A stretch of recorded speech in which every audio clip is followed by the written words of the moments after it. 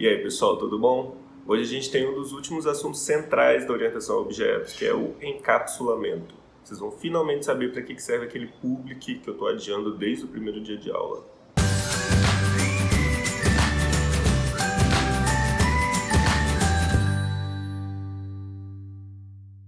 O sistema de informações do banco que a gente criou possui um ponto crítico que precisa ser observado com muita atenção, que é o de controlar os saques e transferências de modo que uma conta nunca fique abaixo do limite disponível. Se eu tenho já menos 200, eu posso ficar mais negativo que isso se eu tiver comendo ali os juros do cheque especial. Mas se o cliente já tiver com menos 200 na conta, ele não pode mais sacar, não pode transferir dinheiro para ninguém. No método sacar, a gente já tinha colocado uma verificação para que ele só pudesse realizar o saque se ele tivesse acima do limite disponível. If disponível, eu faço o saque, else eu não faço. Então até aí, a princípio, a gente já está fazendo esse controle. O problema é que se eu chegar hoje lá no main e fizer C1.saldo igual a menos 400, isso vai funcionar. Nada até agora me obriga a utilizar aquele método saque no qual eu estou fazendo o controle do limite. Então, se eu tivesse código aqui do lado, criei uma conta corrente C1, ela a princípio vai ter R$0 de saldo, vai ter R$200 de limite, fiz um saque de R$150, a conta está com menos 150. Depois faço outro saque de R$100. Vou poder fazer? Não vou poder fazer. Nesse caso, vai dar erro. O sistema vai me avisar que eu não tenho limite disponível para isso. Só posso sacar 50, estou tentando sacar 100. Mas se eu chegar na mão no meu código e fizer C1.saldo igual a menos 400, pronto, eu mudei o saldo para menos 400. Eu não posso colocar o saldo como menos 400, porque o limite dessa conta é 200. Ele só poderia ter até menos 200, até R$200 no negativo. Nesse caso, o nosso sistema ficou inconsistente. E isso aconteceu porque eu burlei o sistema. Como é que a gente vai resolver esse problema? A orientação a objetos permite que a gente resolva esse problema através do encapsulamento. O encapsulamento vai permitir que a gente obrigue o usuário do nosso sistema a utilizar o método sacar caso ele queira retirar dinheiro de uma conta. Só vai ser possível retirar dinheiro de uma conta através do método sacar. É a única forma disso acontecer. Lembrando que uma transferência é um saque seguido de um depósito, então a gente mesmo transferindo, no fundo, está fazendo um saque. Então a gente quer que a única forma de tirar dinheiro de uma conta seja através de um saque. Como que a gente faz isso? Impedindo o acesso direto ao atributo saldo. E em Java a gente faz isso através de um modificador de acesso chamado privado, em inglês private. Aqui do lado então a gente tem a classe conta e agora ao invés de simplesmente criar um double saldo, a gente vai colocar esse modificadorzinho de acesso na frente do atributo. Isso faz com que ele seja, a partir de agora, privado. A gente não vai conseguir ter acesso a esse atributo fora da classe. Só vai ser possível acessar esse atributo através dos métodos que estiverem dentro da classe conta. Só os métodos da classe conta vão ter acesso a esse atributo. Fora da classe conta, por exemplo, no método main ou em qualquer outro método do nosso código que não esteja dentro da classe conta, eu não vou ter acesso a esse atributo. Então eu só vou poder aumentar o meu saldo através de um depósito, diminuir o meu saldo através de um saque. Com isso, aquele código que a gente tinha antes, no qual a gente fazia C1.saldo igual a menos 400 lá no main, ele não iria nem compilar. Em orientação a objetos, os nossos atributos quase sempre vão ser privados. O ideal é que a gente só permita que os atributos sejam modificados através de métodos da classe, nos quais a gente faz esse controle para saber se a forma como esses atributos estão sendo modificados está correta, está dentro das especificações do sistema. Na maioria das vezes eles vão ser privados. As classes devem ser responsáveis por controlar os seus atributos, ou seja, julgando se o novo valor que a gente está querendo atribuir é válido ou não para aquele atributo. Essa validação não tem que ser feita por quem está utilizando a classe. Imagina que toda vez que eu for fazer um saque lá no main ou em outro método qualquer, eu tivesse que verificar se existe valor disponível para isso. Não, essa validação vai ser concentrada no método sacar. Lá fora isso tem que estar invisível por quem está utilizando. Então, com isso, as classes vão centralizar essa responsabilidade e vão facilitar o futuro caso haja alguma manutenção, alguma mudança no nosso sistema. A gente sabe que a gente só vai precisar mudar ali naquele método específico e não em todo o sistema onde isso poderia estar acontecendo. Na verdade, na maioria das vezes, o usuário não deveria nem saber quais atributos existem dentro de uma classe. Ele só tem que saber as funcionalidades que aquela classe oferece para você. Por exemplo, o que é possível fazer numa conta? É possível sacar, depositar, transferir, etc. Como que essas informações são armazenadas internamente, qual é o nome do atributo, qual é o tipo do atributo que está ali, não precisa estar explícito para o usuário. Ele não tem que saber o nome do atributo que você usou para gravar o limite, o saldo, etc. Ele só precisa saber o que ele pode fazer. O que ele pode fazer? Ele pode sacar, depositar, transferir.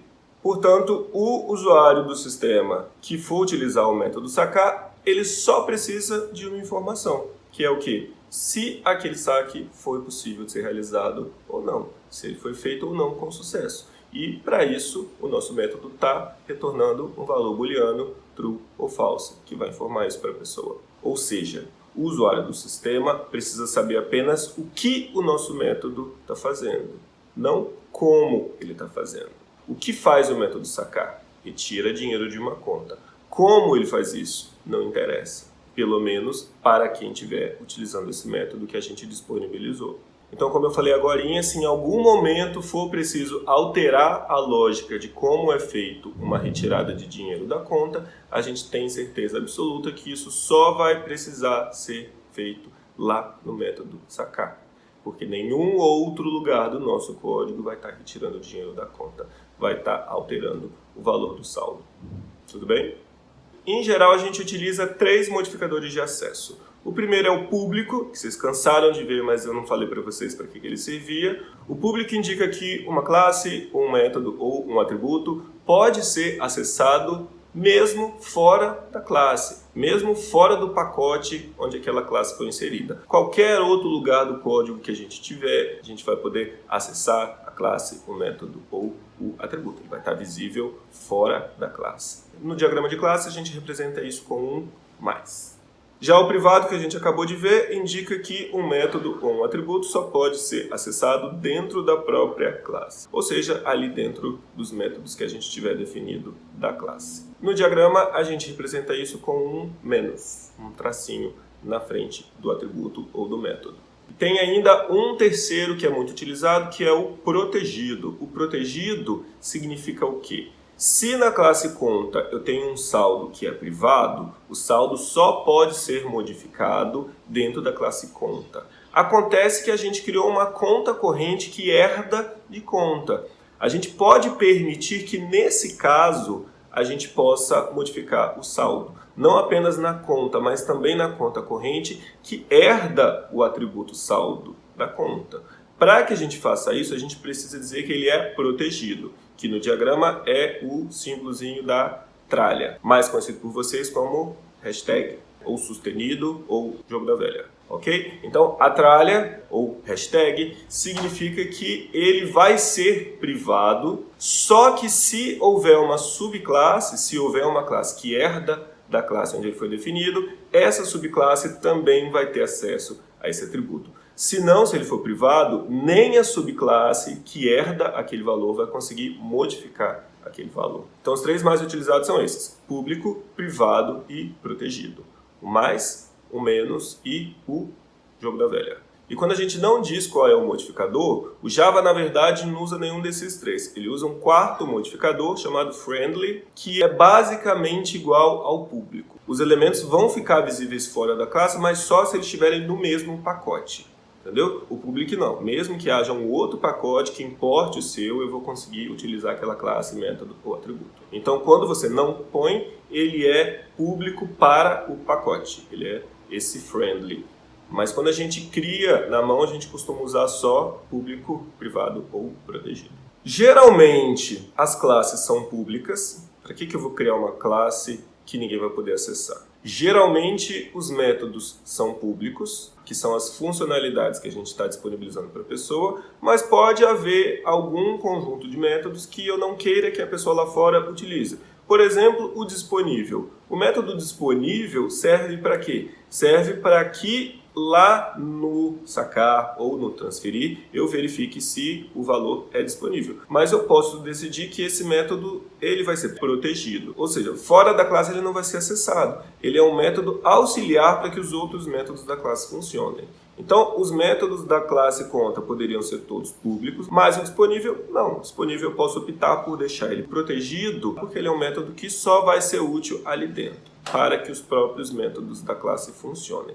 Já os atributos, em geral, são privados ou, no máximo, protegidos, caso eu queira que eles sejam utilizados na subclasse. Geralmente a gente não deixa os atributos acessíveis fora da classe para melhorar a segurança do nosso sistema, para que ele sempre esteja consistente, de acordo com a nossa lógica de negócios. E aí, com isso, a gente está realizando o encapsulamento dos nossos dados, como se a gente estivesse criando uma cápsulazinha protegendo esses caras de serem acessados ou modificados lá fora. Não entendeu? É simples. A gente não precisa obrigatoriamente conhecer os circuitos internos de um computador para poder utilizar um computador. A carcaça ali do computador, ela vai encapsular aquelas informações do usuário normal, o usuário que não precisa saber o que está acontecendo aqui dentro.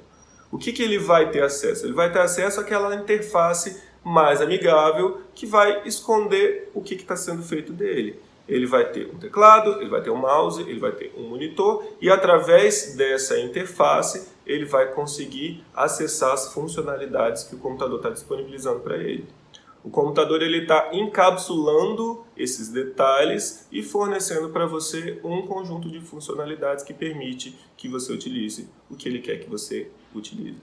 Então aqui a gente vai ter um diagrama gigante no qual a gente vai encapsular os nossos valores. Então aqui primeiro, classe pessoa, coloquei todos os atributos protegidos. Por que protegidos? Porque a gente vai ter uma classe gerente que herda de pessoa. Então todos os atributos estão protegidos e os construtores estão públicos. Não tem nenhum método aqui, só o construtor de pessoa.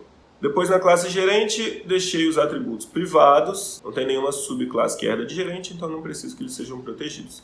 Está privado, com um tracinho na frente, e os métodos estão públicos. Quem quiser acessar a senha vai ter que usar a função alterar senha. Eu não posso chegar... Imagina que o carinha vai lá e simplesmente dá um print na senha. System.out.println g1.senha. Não posso fazer isso. A questão não é simplesmente pedir que ele modifique. Eu não quero nem que ele veja a senha do gerente. Então a senha está privada e eu não vou ter um método chamado visualizar a senha. Eu não quero que ninguém veja a senha do gerente. Eu só quero que ela seja possível de ser alterada. E se eu quiser validar o acesso, eu recebo a senha e verifico se ela está certa. Mas de forma alguma a pessoa pode ver a senha.